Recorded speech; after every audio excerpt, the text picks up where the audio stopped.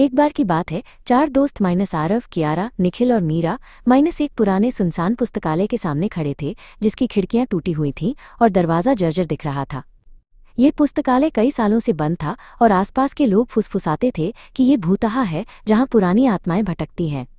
आरव, जो हमेशा रोमांच के लिए तैयार रहता था, ने हिम्मत दिखाते हुए कहा, चलो अंदर चलते हैं। ये मौका हमें फिर कभी नहीं मिलेगा। कियारा, जो स्वभाव से थोड़ी सतर्क थी, थोड़ी डरी हुई थी, लेकिन निखिल और मीरा की आंखों में चमक थी, क्योंकि वे इस रहस्यमयी जगह के अंदर छिपे किसी भी रोमांच के लिए पूरी तरह से तैयार थे। धीरे धीरे एक चरमराती आवाज के साथ उन्होंने भारी लकड़ी का दरवाज़ा खोला और अंदर घुसे। अंदर घना अंधेरा और धूल की मोटी परतें हर चीज़ पर जमी हुई थीं। हवा में एक अजीब सी पुरानी और नम गंध थी, जिसमें पुरानी किताबों की तीखी महक घुल मिल गई थी, जो उन्हें एक अलग ही दुनिया में ले जा रही थी। उनकी टॉर्च की रोशनी में उन्होंने किताबों से भरी ऊंची ऊंची अलमारियां देखीं, जो छत तक जाती थीं, मानो ज्ञान का एक अंतहीन जंगल हो, जहां हर कोने में कोई न कोई रहस्य छुपा हो। जैसे ही वे धूल भरी गलियारों में आगे बढ़े, उन्हें एक अजीब और धीमी फुसफुसाहट सुनाई दी, जो हवा में घुल रही थी, मानो अदृश्य आवाज़ें उनके कानों में कुछ कह रही हों। ये आवाज़ किताबों से आ रही थी, जैसे पन्ने खुद ही बातें कर रही हों। क्या तुमने सुना? निखिल ने डरते हुए कहा। उसकी आवाज़ में हल्की सी घबराहट थी। मीरा ने धीरे से सिर हिलाया, उसकी आंखें चौड़ी हो गईं। किताबें आपस में बातें कर रही थीं, जैसे कोई प्राचीन रहस्य बता रही हों, जो सदियों से इन पन्नों में कैद था। अचानक एक ठंडी हवा का झोंका आया, जिसने उनके रोंगटे खड़े कर दिए, और एक पुरानी किताब जो एक धूल भरी मेज़ पर रखी थी, अपने आप खुल गई। उसमें से एक हल्की पारदर्शी आवाज़ निकली, जो हवा में गूंज रही थी, मैं हूँ एक रहस्य जो धूल में छिपा है। मुझे ढूंढो और तुम आज़ाद होगे। ये एक पहेली थी, एक चुनौती, जो उन्हें इस रहस्यमय पुस्तकालय के चंगुल से आज़ाद कर सकती थी। आरव ने उस खुली हुई किताब की ओर ध्यान से देखा। उसकी आंखों में जिज्ञासा और दृढ़ संकल्प था। दोस्तों ने तुरंत इस रहस्यमयी पहेली को सुलझाने का फैसला किया, क्योंकि उन्हें लगा कि यही उनकी आज़ादी का एकमात्र रास्ता है। आरव और कियारा ने किताबों की अलमारियों में खोजना शुरू कर दिया। हर शेल्फ को ध्यान से देख रहे थे, उम्मीद कर रहे थे कि उन्हें कोई सुराग मिल जाए। वे हर किताब को उठाते, उसके पन्ने पलटते और फिर उसे वापस रख देते। उनकी आंखें हर शब्द और हर चित्र में छिपे संकेत को ढूंढ रही थीं। इसी बीच निखिल और मीरा को पुस्तकालय के एक शांत, धूल भरे कोने में एक बहुत पुरानी चमड़े की जिल्द वाली किताब मिली, जो बाकी किताबों से अलग दिख रही थी। जब उन्होंने उसे खोला तो उसके अंदर एक अजीब सा प्रतीक बना हुआ था, जो उन्होंने पहले कभी नहीं देखा था।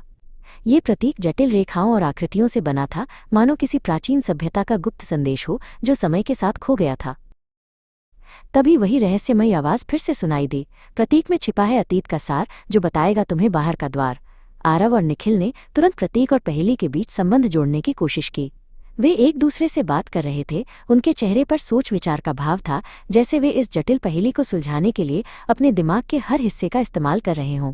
उन्हें लगा कि ये प्रतीक ही उनके बाहर निकलने का एकमात्र रास्ता है। कियारा और मीरा ने मिलकर उस प्रतीक के बारे में सोचना शुरू किया, अपनी सारी जानकारी और कल्पना का उपयोग कर रही थीं।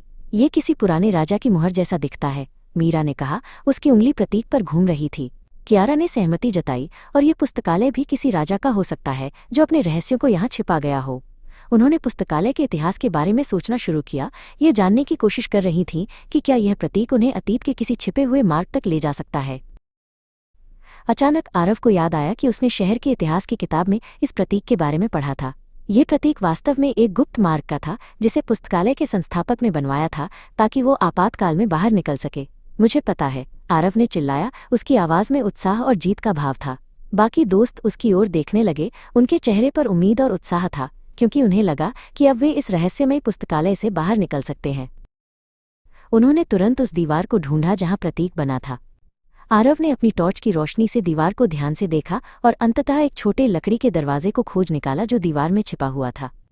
आरव ने दरवाजे को धक्का दिया और वो धीरे से एक चरमराती आवाज़ के साथ खुल गया, जैसे कोई प्राचीन रहस्य खुल रहा हो। अंदर एक छोटा अंधेरा रास्ता था, जो उन्हें अज्ञात की ओर ले जा रहा था।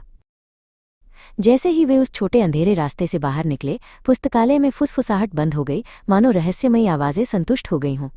हवा में ठंडक कम हो गई और पुस्तकालय अब उतना डरावना नहीं लग रहा था, बल्कि एक शांत पुरानी इमारत में बदल गया था।